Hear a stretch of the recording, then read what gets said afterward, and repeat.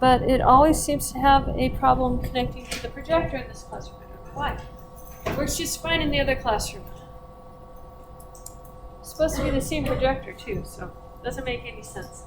So, section 3.2, we're talking about measure of variation. Last time we talked about the mean. What was the center of our data set? We had 3 different types of centers. We had the mode, which is the most repeated. We had the median, which was the exact middle of your data values. We had the mean, the sum of everything divided by the total number of data values.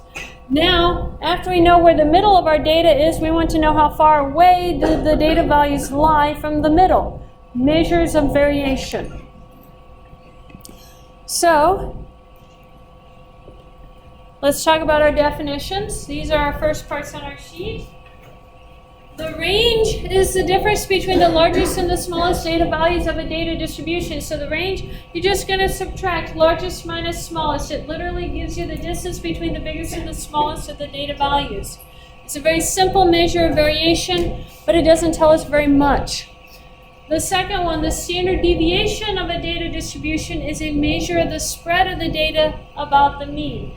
How far away does your data lie on average from the mean? The average distance your data lies from the mean.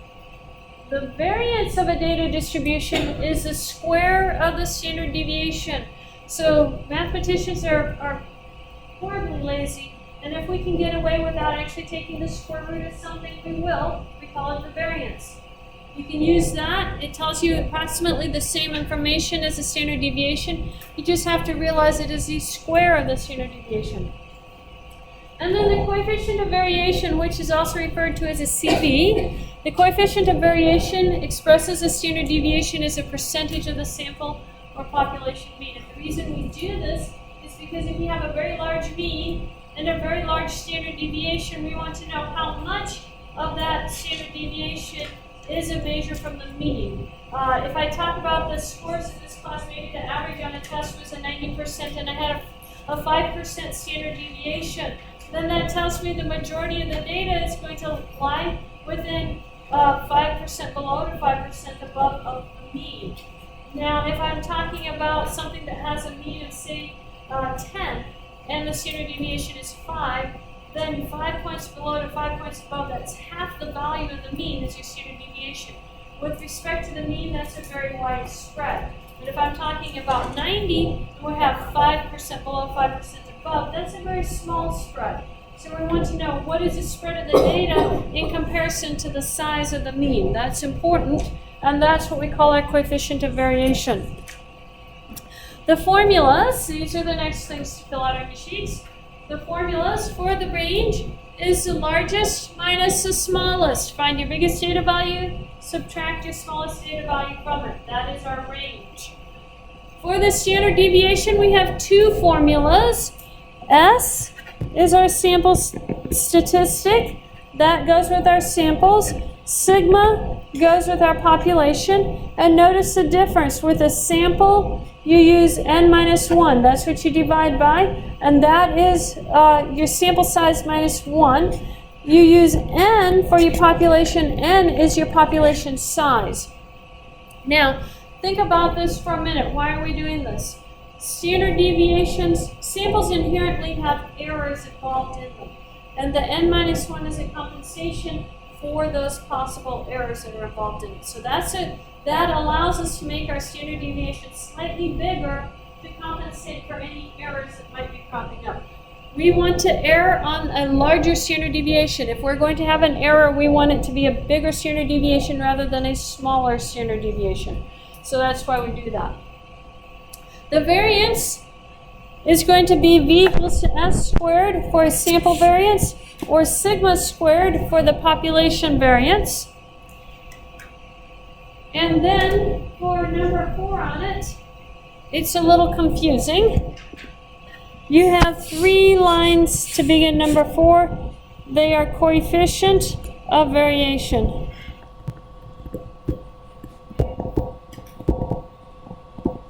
And then this is your sample coefficient of variation. And this one is a population coefficient of variation. They really are the same formula, except whether you're using your Greek letters or your regular letters in it. But they are essentially the same formula. And the reason we put 100% at the end is simply to convert it to 100%. Coefficient of variation is a percentage, so we write it as a percent. Any questions so far? Question? Last. Okay, so you have the first three that are in a row. This is the next one. This is the last one. They're looking for the formulas. On the sheet. On number 4.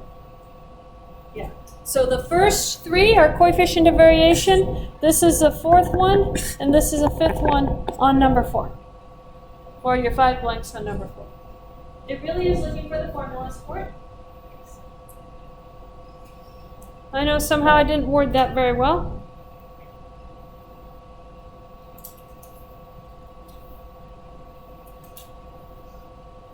This is in the formula for the sample coefficient of variation.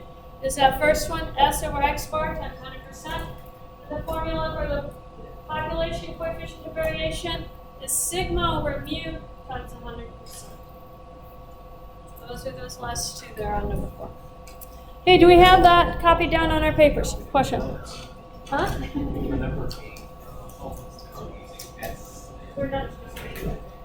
Well, I mean, what letter do you use to represent the population simplification? The Greek letter. Yeah, that's number 4. Yeah. You can.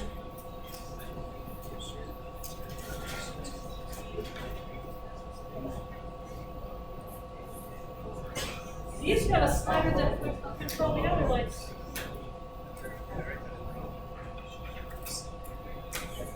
That's as much lights as.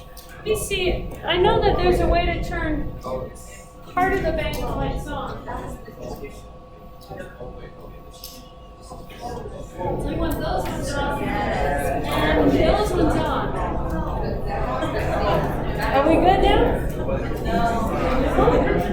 You can't have them all off. You have to see your papers. Does that work, or do you want the front bank on and the back?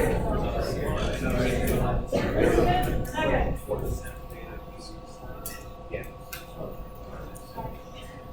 Okay, continuing. Yeah. What's the fourth and fifth? Those are the blanks for question number 4. Oh. There are 5 blanks in question number 4. Yeah. Question? Okay, so the capital N is your population size when you have a population, and your lowercase n is the sample size.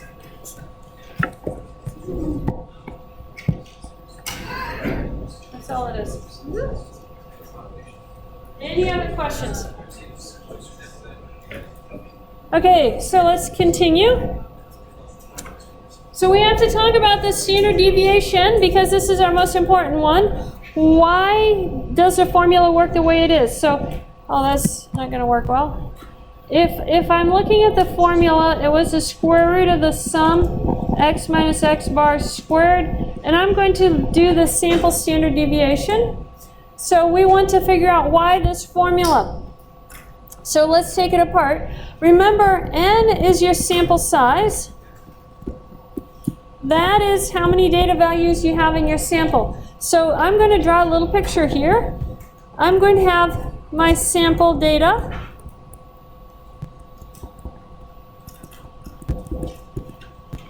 So those are my sample data. The mean is going to be someplace in the middle. So I'm going to make this be my mean right here, maybe. Now I want to find the average of the distances that these data values lie from the mean. So if I look at the distance, my first distance is going to be from x1. So I'm going to write it as x1 minus x bar. That's my distance. x1 lies from the mean. If x1 is 1 and x bar is 4, what is x1 minus, what is 1 minus 4? Negative 3, it would be negative, right? So this is a negative distance. x2 minus x bar. x2 is smaller than the mean. So what is that distance going to be? Negative, right? Smaller minus bigger gives me negative. x3 minus the mean, positive or negative? Negative. Now tell me about x4 minus the mean. Positive. x4 is bigger than the mean, so this is positive. And then x5 minus the mean. Positive also. Now, turns out that if you add all of these together, you will get a sum of 0, or very, very close to 0 if you rounded anything. So trying to take the average of our distances, remember when you average something, you have to add them all together, divide by the number of data values. So if I add all of these together, I get a sum of 0. It doesn't matter, that doesn't help me to find an average distance. So mathematicians scratched their head a little bit and they said, what happens if we square everything first? That gets rid of the negatives. So to get rid of the negatives, we went and we squared it. x1 minus x bar squared becomes positive. x2 minus x bar squared is a positive value. And we do that for all of these.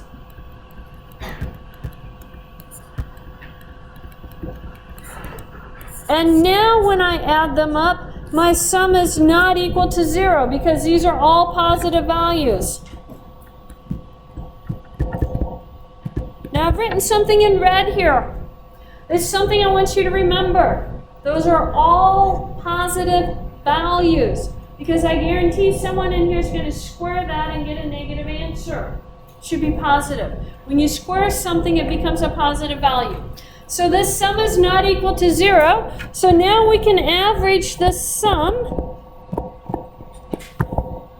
When you average the sum, you divide by you can average this, you divide by your sample size.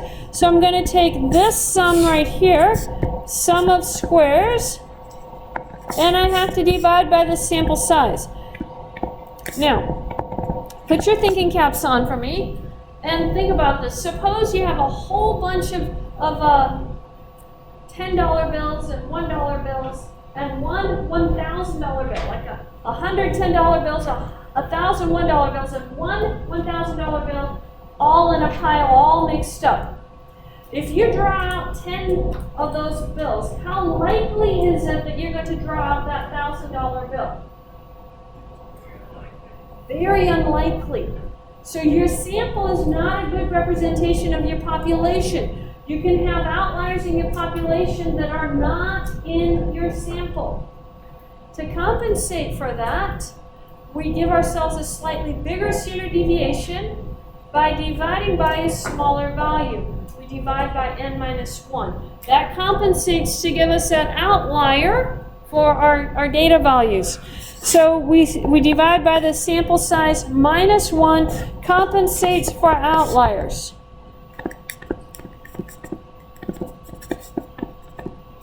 Now, most mathematicians are happy with this, but statisticians want to know what the actual standard deviation is. What you have here is the sum of the squares. We want the original. So what we do is we take the square root of the answer. So the standard deviation is the square root of the average of the squares. I'm going to run out of room. Let me write it sum of squares.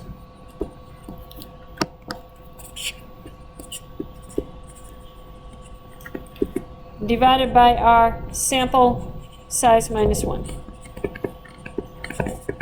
That is our standard deviation. It looks really strange, but that's what it's telling you. It's the average of the square of the distances from the mean. It looks horrible in the formula, but that's all it's telling you. Now, you have one of your questions is going to be looking for this sentence right here. The last class missed it. So let me point it out to you. You need this sentence for number 12. You need that sentence for number 12. Fill in your blanks for number 12. Yeah. what represents your population standard deviation? Greek letters, right? Oh, yeah, the mean would be the mu is your population. It's a function of what? Or function of u. You looking for population standard deviation or population mean?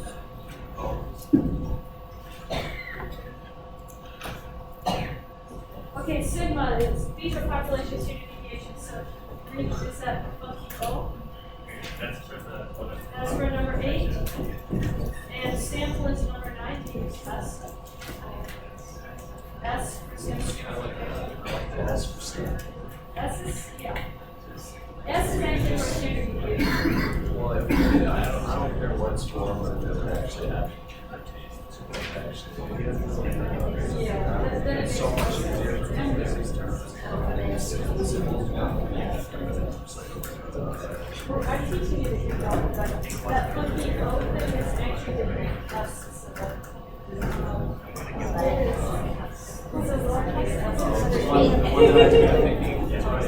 Zero equals 0.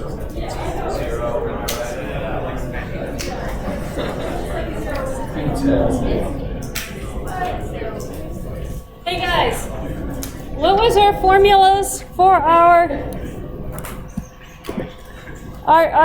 population standard deviation? What letters do we use for anything population? Greek. So sigma is going to be your standard deviation for the Greek letter. And S is going to be for the sample.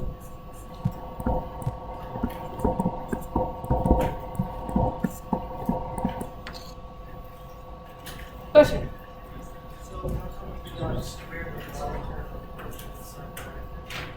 Okay, because you're not squaring by what?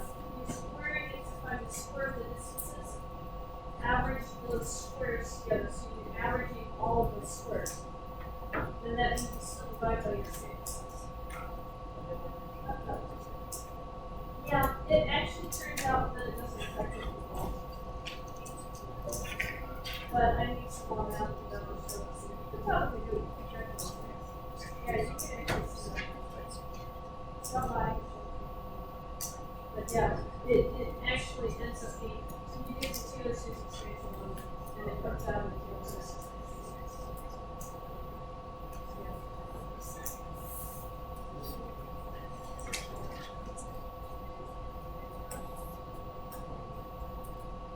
Okay,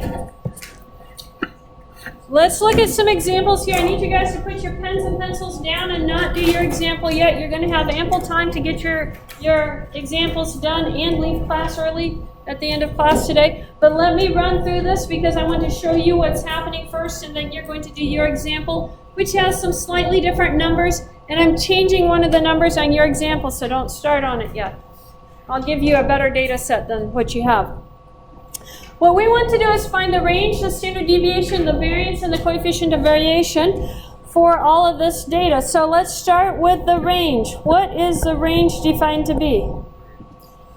Yeah, it's the largest minus the smallest. So our range is going to be 3.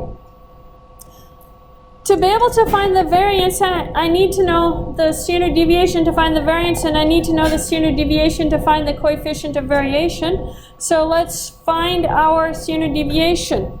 To find the standard deviation, I have to know the mean. So let's calculate the mean. Add them all together.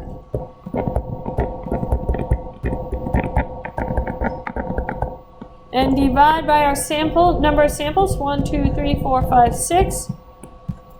So 5, 10, 15, and 6 is 21, and 7 is 28, and 8 is 36. 36 divided by 6 is 6. So our mean is 6. Now let's plug it in. I have 5 minus 6, what is that? Negative 1. I'm going to have that 3 times. Then we have a 6 minus 6. What is 6 minus 6? 0. Then I have a 7 minus 6. And an 8 minus 6. Add them together. And watch what happens. I have a -3 and a +3 down here. That gives me a sum of 0. That's my check that I'm correct so far. If my mean were wrong, this would not add to 0. You get something else. So that's your check. Now I'm going to square them because remember that sum of 0 doesn't help me with my average. So I'm going to square them. What is -1 squared? 1. And I get that 3 times. What is 0 squared? 0. What is 1 squared? And 2 squared? 4. Now let's add these together. Get 1, 2, 3, 4, and 4 is 8.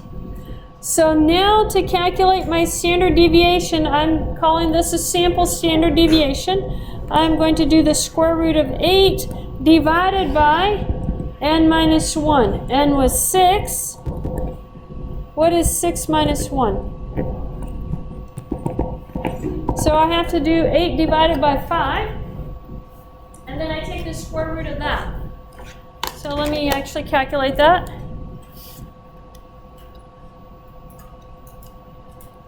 And I get an answer of 1.26. I'm rounding to 3 decimal places because you're going to do 3 decimal places on your work that you're going to do. Is that how you always find 3 decimal? It'll specify. WebAssign changes it. Yeah. So just read the instructions carefully. Sometimes I like 2, sometimes I like 3. Whatever mood strikes me. There is a little bit of rhyme and reason to how many decimal places you choose. Typically on standard deviations and stuff, you choose 1 more decimal place than what you have for your mean in your data sets. For what you have in your data values that you have listed in your data sets, you use 1 more. I didn't do that. I have integers and I'm choosing 3 decimal places. That's just because I felt like it. But you can count your significant figures and do all that chemistry stuff if you want, but I'm not going to stress that in this class. We're not doing the whole significant figures thing. Okay, so there's my standard deviation. How do I find my variance? It equals to s squared. That means it is the same thing as that 8 over 5 before I take the square root, which is 1 and 1.6 if you actually write that down, if you actually compute it. 8 over 5 is going to give us 1.6. Now that is our variance. Let's talk about our coefficient of variation. The coefficient of variation is s over x bar times 100 to convert it to percent. The s is 1.265. The x bar, I meant to write the x bar down, was 6. And then we multiply by 100%. Notice I'm using the 6 for the x bar up there. I'm not using the number of data values. Don't get those confused. It just turned out that they're the same thing. So let's ask our calculator what the CV is. Divide that by 6. I get 0.21, and I want to convert it to a percent, so I'm going to write it as 21. Let me show you the steps. 0.2108 times 100%. So write that as 21%. Round to the nearest whole percent on that. So that tells me that my standard deviation is 21% of the mean. It's fairly small in comparison to the mean. That's actually something very good. Before I have you do yours, let me finish the lecture so that you're just working on the work and can leave as you get it done. You're going to have 2 problems here at the end. I have 1 more problem that I want to show you, and that's dealing with Chebyshev's theorem. And we need to fill out the information for Chebyshev's theorem on your sheet. Chebyshev's theorem says for any set of data and for any constant k, the proportion of the data that must lie within k standard deviations on either side of the mean is 1 minus 1 over k squared. Don't worry about this part up at the top. This is your takeaway at the bottom. Someone calculated it all out for you. So notice here, at least 75% of the data fall in the interval mean minus 2 standard deviations to mean plus 2 standard deviations. So if I'm looking at a picture for this, here is the mean, Here is the mean plus 1 standard deviation and the mean plus 2 standard deviations and the mean minus 2 standard deviations. So this is where you're going to have at least 75% of your data lies in that interval. At least 88.9% go from 3 standard deviations below the mean to 3 standard deviations above the mean. And the majority of your data, 93.8%, go from 4 standard deviations below to 4 standard deviations above. When we start talking about those bell-shaped distributions that we mentioned before, the symmetric distributions, that number goes up to 99%. 99.7%, I think is exactly what it is. That's the amount of data that lies in those intervals. So when you have a bell-shaped distribution, those values are much higher. This is what you need on your answers for number 14, is those percentages, 75%, 88.9%, and 93.8%. You will also need this for your homework, so make sure that you have access to this. My notes are going to be up on eClass. You can go to them and access this slide on eClass if you need to do your homework. Let's do an example. Consider a data sample with a mean of 10, a standard deviation of 2. According to Chebyshev's theorem, what percentage of data values lie within 2 standard deviations of the mean? Within 2 standard deviations is mean minus 2 sigma to the mean plus 2 sigma. That's what it means. That's what that 2 is that you're looking for. Now, Chebyshev's theorem has Greek letters in it. Did I give you Greek letters up here? No, those are regular letters. You can interchange them with the Greek letters for Chebyshev's theorem. So this could be the same thing as x bar minus 2s to x bar plus 2s. What percentage value do we have when we have a 2 next to the standard deviations? 75%, right? Now, notice it says at least, so we'll write that down. At least 75%. Yeah, that's what we're looking for. Now, it says give an interval containing at least 93.8% of the data. So what number went with next to the sigma for the 93.8? 4. That 4 is what I'm looking for. So I have to use my formula with the 4 in it. So I'm going to use the x bar minus 4 times s, because I gave x bar an s, and x bar plus 4 times s. So when I plug that in, I'm going to have 10 minus 4 times 2, and then 10 plus 4 times 2. What is 4 times 2? 8. So I have 10 minus 8. What's 10 minus 8? 2. And then 10 plus 8. 18. So my answer is 2 to 18. You have questions that look just like number 1 and 2 here. And that's going to be your number 16. Let's do your number 16 first.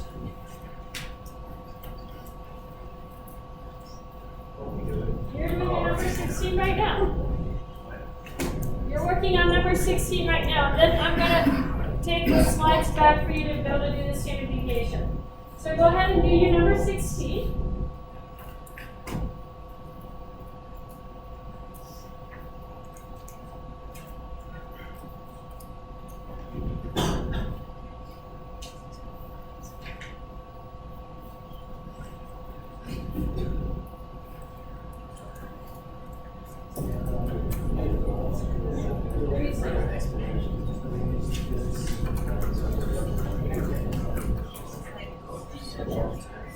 On my example, your first part, it's just like when I was there. No, your number 3. It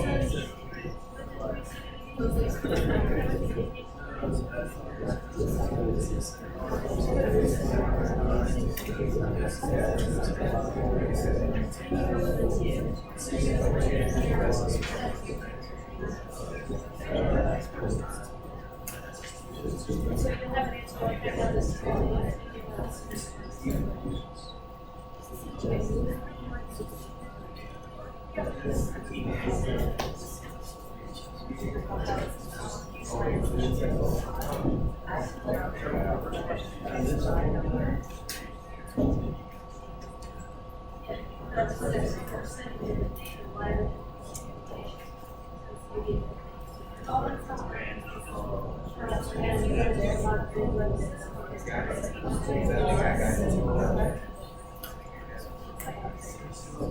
Okay, so it says what percentage of the data values line of distribution?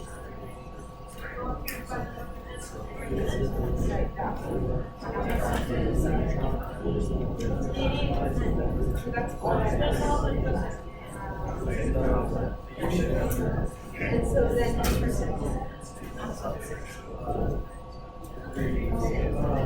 that is somehow Right, so it's but in interval right now, it's just set at 5%. So you have the center one, this is just but the line was 4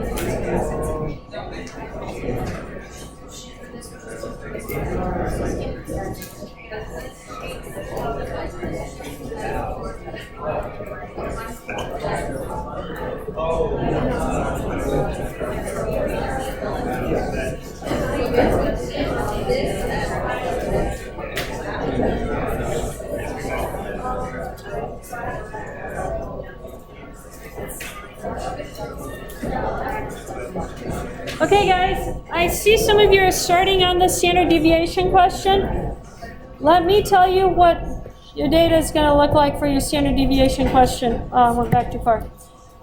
Your data for your standard deviation question, I'm going to write down here in my yellow box, and it is going to be very similar to your data that you have. I'm just going to change the last number. Use that data set instead. It will work so much better for you. The problem is the data set I gave you actually had a decimal for the mean. And when you have a decimal for the mean, you have to use all of your decimals when you're calculating it because the standard deviation is very sensitive to rounding. You can't round until the very last step. That causes a problem when you're doing it by hand. So I'm going to give you nice numbers when you do it by hand. And you will have one of these on the test if you do by hand. So we'll have nice numbers. Just make sure that you can do it by hand. Yeah.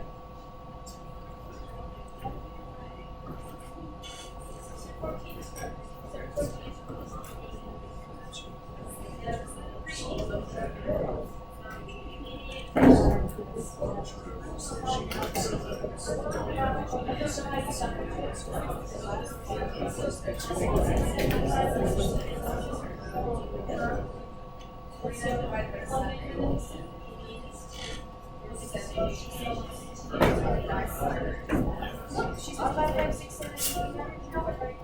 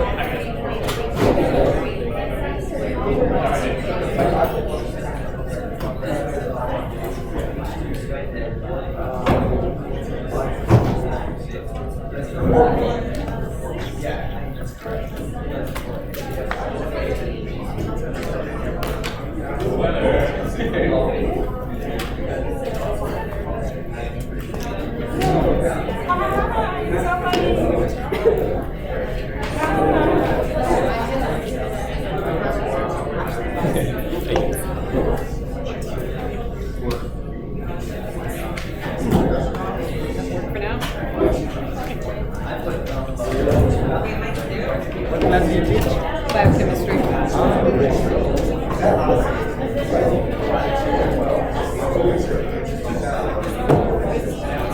What's your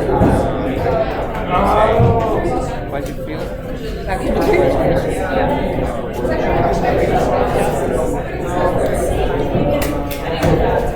Yeah, they're putting it there so we don't mix them up with math.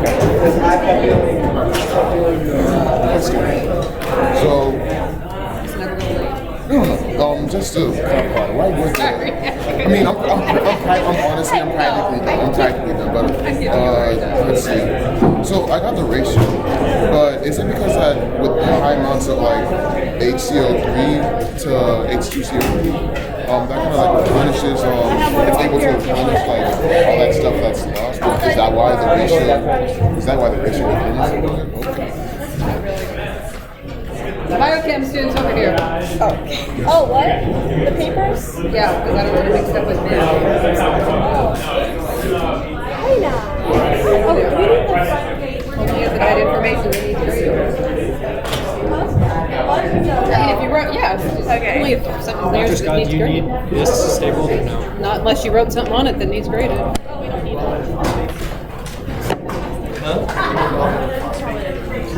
Yeah. I almost turned this into statistics. Yeah, they don't want it. You can probably get a better score.